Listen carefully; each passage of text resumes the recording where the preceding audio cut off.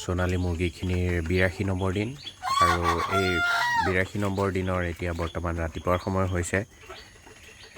যোৱাকালি আবেলি ভিডিঅ'টো দিয়া নহ'ল, মই অলপমান কিছু কামত বাহিৰত আছিলোঁ কাৰণে, আৰু কালি সুদা পানীয়ে দিয়া হ'ল আবেলি, কোনো মেডিচিন নিমিলোৱাকৈ। এতিয়াও বৰ্তমান ৰাতিপুৱা পানী দিয়া হৈছে আৰু পানীত এতিয়া নহৰু পিচি পেলাই দি দিয়া হৈছে মুৰ্গীৰ ৰোগ প্ৰতিৰোধ ক্ষমতা বৃদ্ধি কৰি ৰাখিবৰ বাবে। মাজে সময়ে মই নহৰু দি থাকোঁ মুৰ্গীখিনিক খাবলৈ, যাতে কোনো ধৰণৰ বেমাৰত নপৰে। আৰু মুৰ্গী যথেষ্ট কমিয়ে গৈছে আৰু অলপমান দি দিলে গোটেইখিনি শেষ হৈ যাব।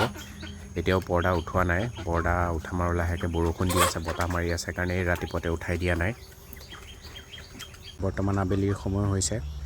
আবেলি প্ৰত্যেকটো বাচনতে দানা দি দিছিলোঁ আৰু দানা দিয়াৰ পিছতে মুৰ্গীখিনিক পানী দি দিছোঁ খাবলৈ।